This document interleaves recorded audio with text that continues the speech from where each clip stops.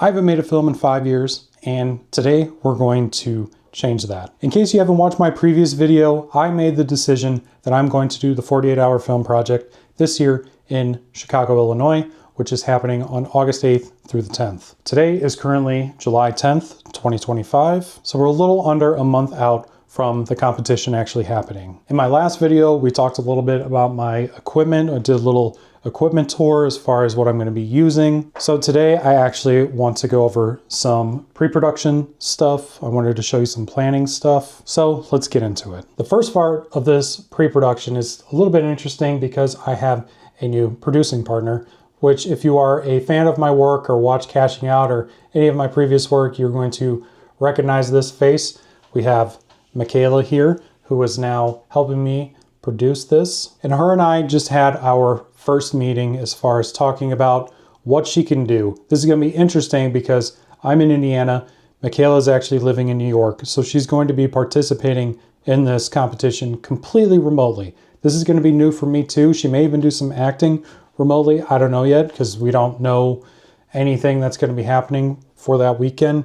But regardless, she's going to be a part of this, which is super exciting. So I'm gonna do a little time lapse here, but you can see Michaela and I talking for about a half hour or so just about her part. You know, I'm gonna have her try to find some of these specialized positions that I would like to get people involved in. She's gonna, you know, try to wrangle up all of the crew that I've accrued so far. Basically, we're gonna have like a big to-do list that we need to do before the weekend, and she's just gonna help me knock out a lot of these tasks, keep me on task, and then on the day of the competition as well, keep me on task that way too. But I wanted to quickly go over just some of the things that I'm currently working on and show you kind of my process here. A lot of this stuff is new for me because, like I said in my previous video, it's been 5 years since I've made a movie. So I don't even remember exactly everything I was doing, but I'm a spreadsheet nerd. I'm a producer at my day job. It's a little bit different just because it's for a YouTube channel, not this YouTube channel, but another YouTube channel. But, you know, essentially the same thing. I'm planning content. I don't like referring to the film as content, but I'm planning content, figuring out shoots and all of that, which is what I do on a day-to-day basis. So I wanted to at least show you some of that. So flipping over here really quick, I'm using ClickUp for project management. So I have a big to-do list here of items that I need to accomplish, such as signing the team leader agreement. I need to get release forms for a lot of the cast and crew. I need to get some location releases. You know, I need to rent some equipment. I need to plan meals for the day. Michaela's going to work on getting some meetings going. I need to create the credits for this. So I have like a credits template so that way I'm not completely doing everything on the weekend, but I have a big to-do list. And then I also have sections for, you know, all the cast and crew involved. So that way I have like one central location and Michaela is able to see all of this as well. So she is not guessing all of everybody's contact information and all of that. And we actually have a Slack channel too that I've created just so we can make all of our communication centralized and a little bit easier. I also created this Google form just with some basic kind of information. So that way, you know, I just have everybody's contact information, first and last name, preferred name, their availability, if they're able to do late night shoots, their areas of interest, blah, blah, blah. I won't get into all this. I'll scroll through really quick so you can just kind of see and pause if you need to, if you want to copy this for some reason.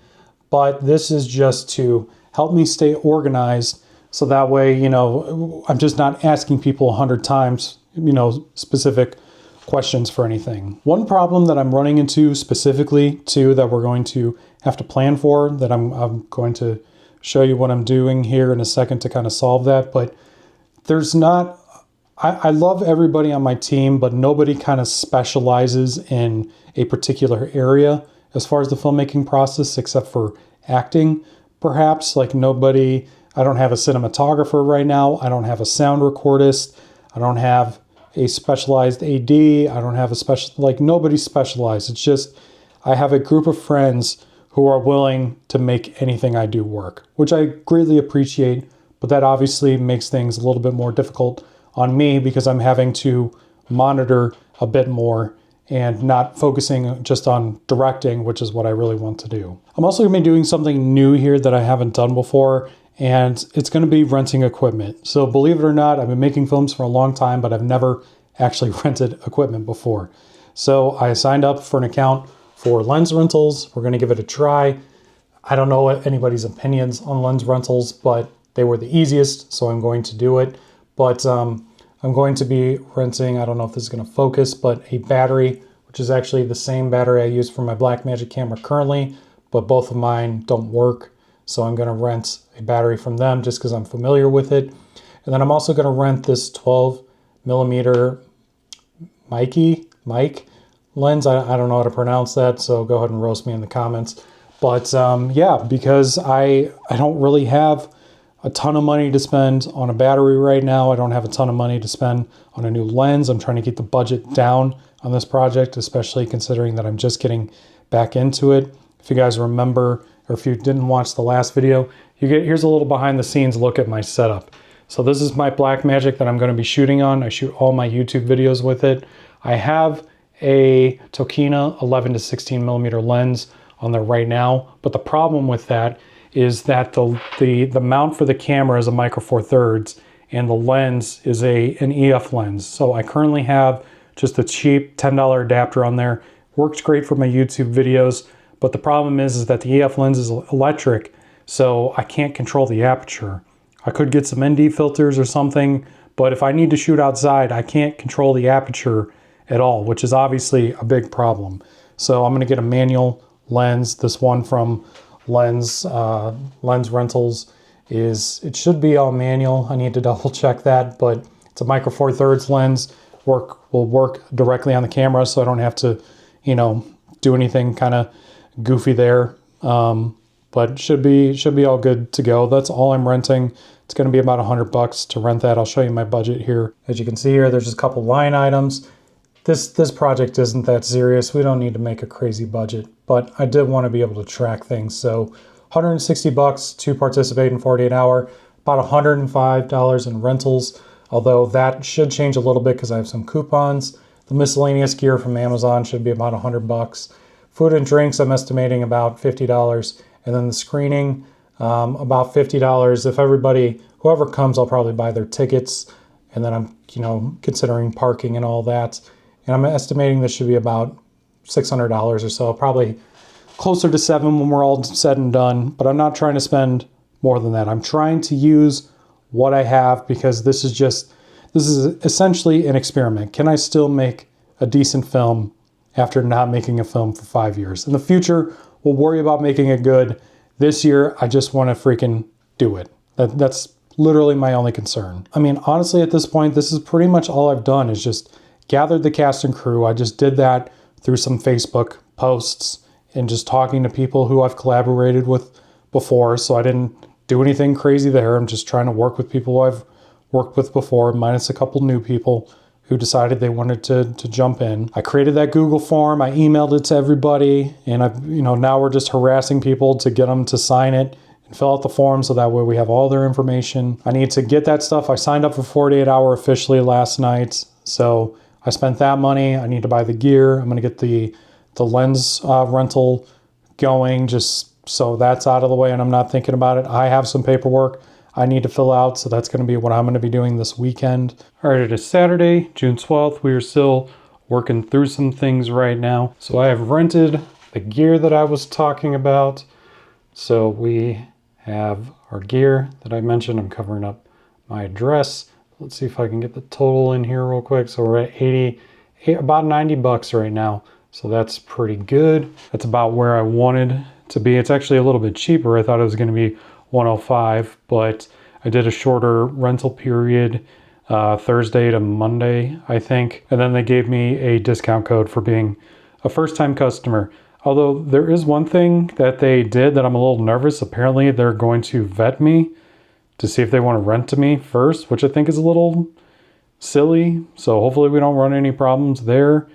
Obviously it was a good idea that I decided to do this sooner than later. so I'm not running into issues, but apparently that is a process that I need to go through. And then I also got the Amazon gear. I was trying to buy everything during Prime. It's like Prime Day or days or whatever, but apparently I put all this stuff in my cart yesterday, and apparently I should have pulled the trigger and made the purchase because everything went up. So we're purchasing a little bit less, but I decided to get this retractable reflector slash diffuser. I wanted one of these so that way, if I'm shooting outside, I have a way to diffuse the sun. I got a backup XLR cord. We also got some of these spigots. I could never have enough of these, so I did want to stock up on those. Got a couple of lavalier mics. It's really for the DJI that I am using right now. So this little microphone right here, we'll see if we end up using it on the shoot, but it's not a bad idea to have a fourth mic just in case. And then I got one of these little battery adapters for the aperture lights, so I can show you that really quick. In case you missed it on the last video, I have these little itty bitty ancient aperture lights. I got these back in like 2014, 2015, something like that. They were like $50 each, but they're still going today. I do have another one, I have a second one of these lights, but I did get an adapter because there's actually no way to plug in the lights. They're only battery. So I wanted a way to be able to plug them in so I'm not having to rely completely on battery, especially with the lack of lights that I have. Like I have my big aperture light right here, which I did want to buy another honeycomb. I found that I don't know much about lighting, and I didn't know the honeycomb kind of, really not reduces the amount of light, but focuses the light, which is really nice. So I'm like, maybe I should have another one of those, but I don't know. I can't think of another situation, at least off the top of mind, where I would use something like that. So I don't know if I need it right now, but if I did, I have this other light up here that I use. So this is what I use for my backlighting on my YouTube videos. So I just flip that on, and I have a little diffuser for that too right here. So I thought about just throwing a honeycomb on it. I might be able to just make one in all honesty, but I don't know. I don't know if I'm really going to need one. I found a couple for like 30 bucks, but again, I'm trying to keep the budget down. So if I find a use for it during this project, maybe I'll buy another one in the future. And I couldn't find one in the lens rentals for a reasonable price. Like I could find the honeycomb itself, not one that would fit on this, so I would have to kind of rig it a little bit. But I could get some form of honeycomb, and again, I could probably just make one of these somehow. Like I'm sure somebody's got a DIY tutorial on how to make one of these. Like it's just, there's nothing fancy about this. It's just, this like cheap plastic, feels plasticky, like I don't know. So it's just the grid that's important, So I feel like I'd be able to make that somehow. So I may give that some thought, and then I could just like tape it onto my lights if I really need. So I have pretty much 4 lights total. I have the 2 of those little apertures. I have that big aperture, and then I have this little aperture hanging on my wall right now. So I don't have a ton of lights, but we could do that. I do have some like really cheap like plug-in photography lights that I bought when I was first starting out that I've honestly never really used, but I've got them in case I need them. I do have some umbrellas and stuff in the garage, so I could have some more diffusion if needed. But like I said, I'm trying to keep the budget tight on this thing. We're still right now, so let me pull up the budget really quick. I did some adjusting, but we're still under $600 right now. So for 48 hour, we were at 140. I don't know if this is going to focus. 148. Spent $90 at lens rentals and about 125 on Amazon. So that really just leaves me with buying Crafty for the actual day of shooting, and then obviously costs for the screening. There may be some miscellaneous like small costs that pop up here and there if I need to get something, but from here we don't have anything large. I was scrolling through 48 Hour's website last night, and I actually noticed they've done something new. So as I mentioned at the beginning, I have not done this since 2018, and a lot of things have changed. Like we were still doing paperwork and all this. Like you had to go to Chicago to actually submit the film, but check this out. They've changed quite a bit since I've done this last. So they have this whole online portal now. They have some instructions, they have title template, they have text specs, and they have a whole bunch of other information. So if I think if I select, yeah, I'm going to click my project. So this is the project that we're going to be doing this year. It's not doing anything right now, but here towards the bottom of the screen, they have like some pre-production stuff. So pre-production kickoff paperwork, which I submitted mine this afternoon, but you have a place to submit that. We have a place to do the team roster, which again, this is something that I would have to do on paper. So now they're doing this all online. They got a place for me to upload all the paperwork, which again, like when I did 48 Hour, like I had to do everything on paper. So this is just baffling me. And then we were able to upload like stills and a poster, behind the scenes stuff, the trailer, a making of. So, you know, if I wanted to like upload all the videos I made for this project, I could do that. So like I said, needless to say, things have changed quite a bit since I've done this last. So I need to really go over the rules again. And I you know, for one, I need to make sure that I'm not doing anything that I'm not supposed to be doing and putting these videos out on YouTube. And I need to figure out like the release strategy for the movie. Like, am I going to be able to put it out on YouTube right after? I know they said something about the best of screening, but they have some weird rules for distribution. And since my channel's monetized, I don't know if that's going to affect anything. So I need to make sure that I'm even able to upload it to YouTube. So we'll see about that. I'll update you all about that here pretty soon. But yeah, that's pretty much all I have for right now in this part of the video. And yeah, we'll continue on here with planning. All right, today is July 29th. We are getting so freaking close. I cannot believe it. We're about a week and a half away. It's been a little bit since I've done that last update. We're getting a lot closer, so a lot of the nitty-gritty details are beginning to happen. So I'm getting a lot more stuff ready. Last weekend or over the weekend, I did some test shooting, testing all the equipment pretty thoroughly. Kind of did like a little mock test shoot. I just shot a quick scene with my wife where she was just reading a book out loud, and I just shot a couple different angles of that just so I, you know, had some footage to play with in Premiere, because it's been a long time since I've actually since I've made a film, right? It's been 5 years. It's the whole kind of hook of this video.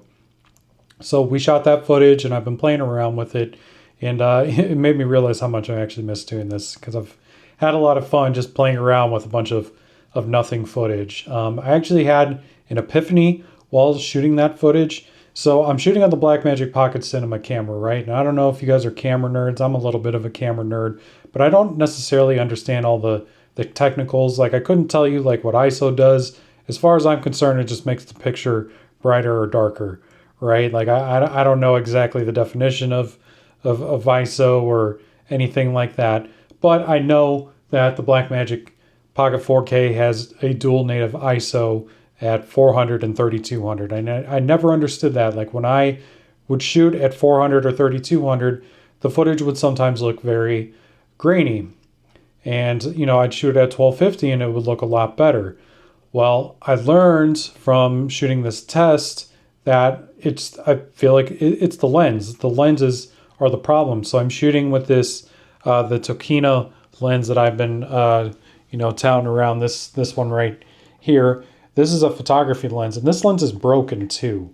So mind you that, like some of the electronical components don't work. Like, the aperture works in the camera, but I'm shooting on a Micro Four Thirds camera, and I put an adapter, and that's an EF lens. So I put an adapter on that lens, so that way I'd be able to shoot it on, you know, my Blackmagic Pocket Cinema camera. But the problem is I can't adjust the aperture. Well, because I can't adjust the aperture, it's shooting at a much, you know, the lens is a lot more, the aperture is closed a lot more, so it's not shooting as fast, and that's creating a lot of noise. Well, I did some tests with, you know, my faster lenses, like my my Rokinon 35mm, and I'm not getting, you know, the dual native ISO was starting to look a lot better. So I'm like, you know, like this light bulb moment went off in my head, and I'm like, damn, man, like that kind of sucks. Like, it's taken me 6 years to figure this out, just because I just never understood it. You know, like, that's not, you know, that sort of thing is just not really my thing.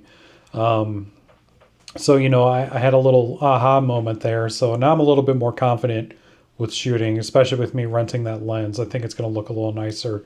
As far as like the sound, did some sound tests. I'm not super pleased with the sound. I'm going to do a few more sound tests. I've never been a great sound editor, but I'm trying to like learn a little bit more just how to make the dialogue sound a lot more crisp.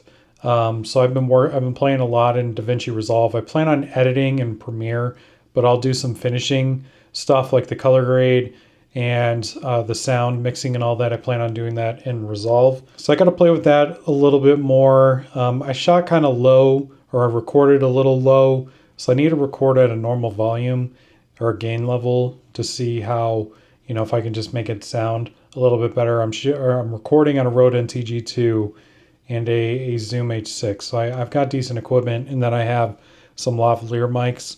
So, I don't know if the equipment's just aging, but it still sounded a little compressed when I was recording. I don't know if that was just because I was trying to use DaVinci has this nice vocal isolation tool, so I've been playing around with that. And it just didn't sound like it was fine. Like it would pass. Like if I threw some music under it, nobody except for some sound nerds are really going to be able to pick up on what I'm talking about.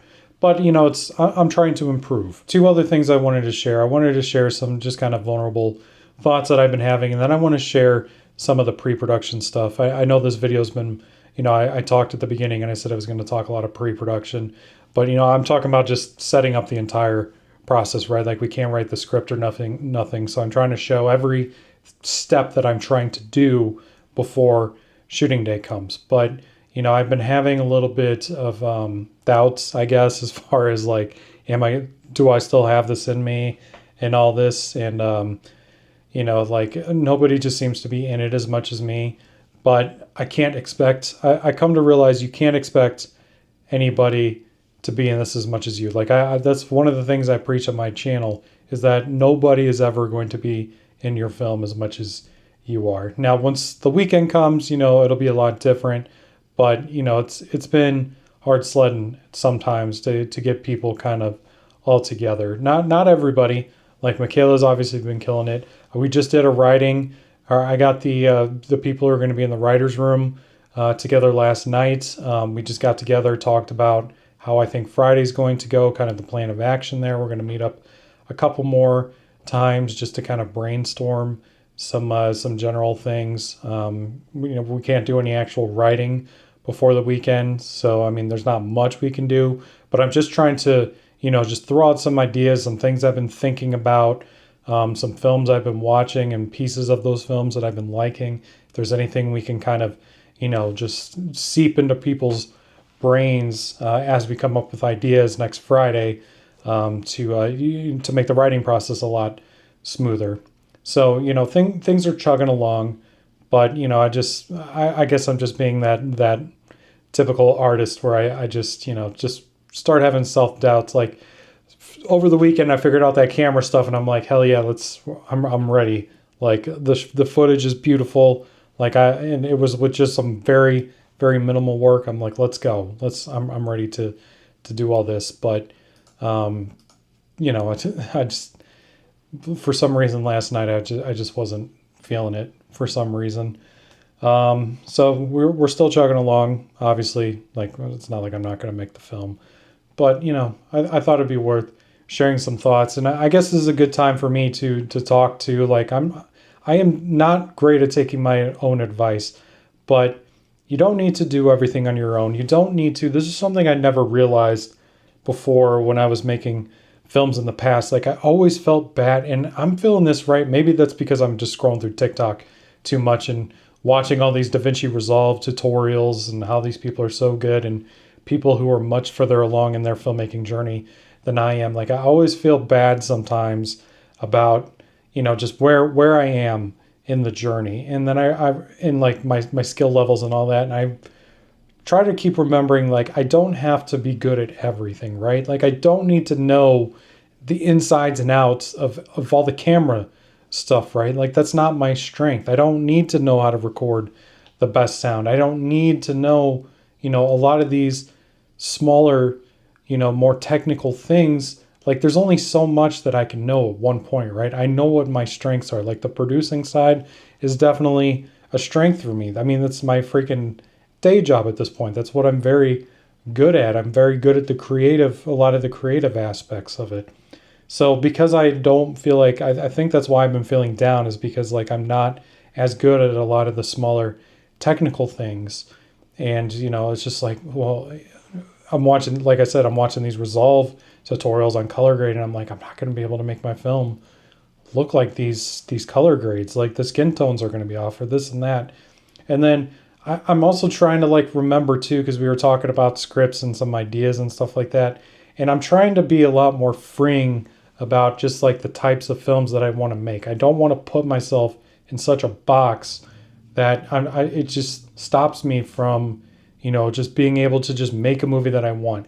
I think this 48-hour film project that I'm about to do may be the most freeing creative project that I've ever done in my entire life, because I'm not putting any stakes on myself. I don't care if anybody watches it. I want people to watch it, but I don't care if it makes money. I'm not really looking at it as a resume piece.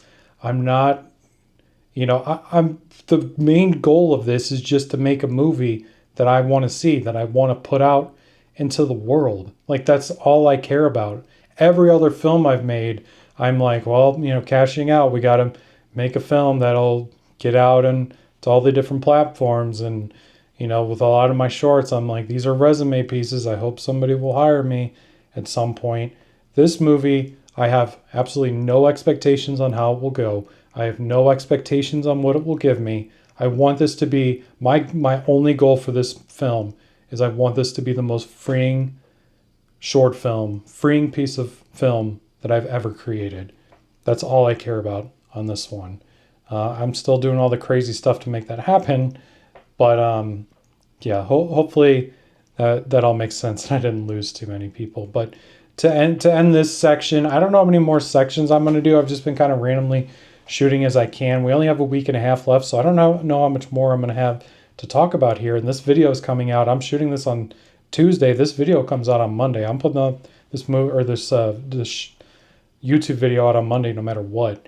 So I don't know if I'm going to shoot any more content here between now and then, but let me show you some of the I don't get to show this off very much, but I've mentioned that I'm a spreadsheet nerd and a lot of this stuff that I create. So there's a lot of tools to help you with pre-production.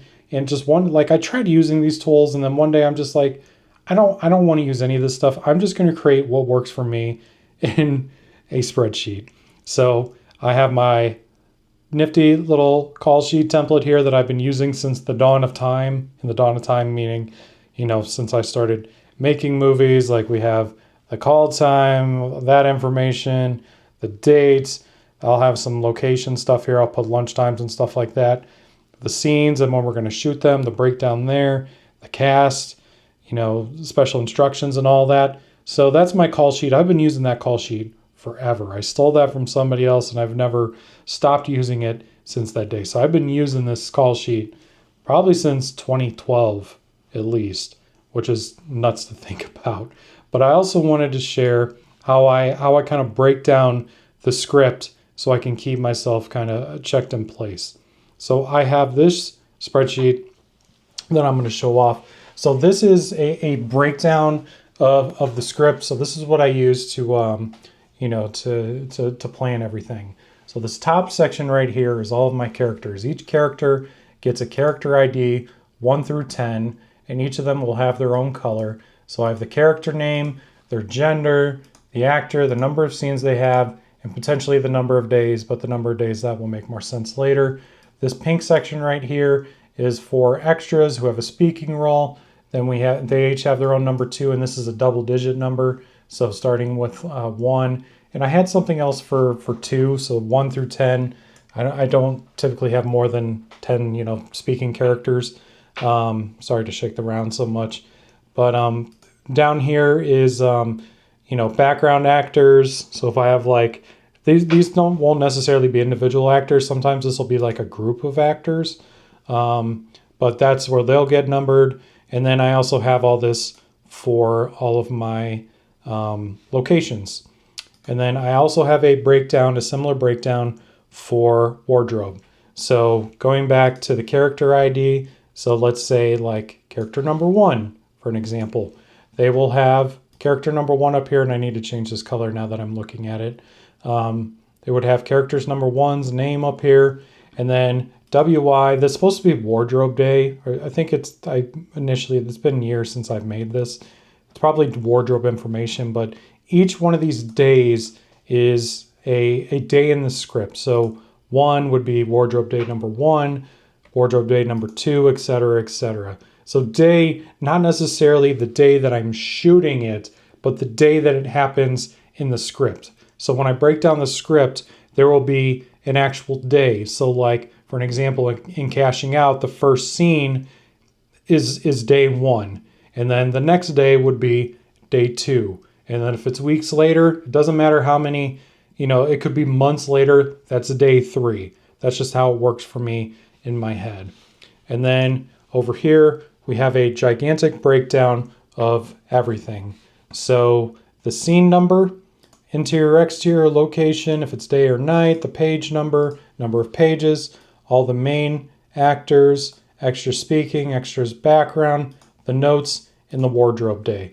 So obviously this isn't filled out right now. This is my template for 48 hour, but I thought it would be fun to show you guys my breakdown for Cashing Out, because this is the first project. Cashing Out was the first project that I ever used this system on, and it kept me all my continuity and all that. It just made planning so much freaking easier. It was unbelievable. So I'll show you a breakdown of Cashing Out here really quick. If you want to see this in an individual video, definitely let me know down in the comments.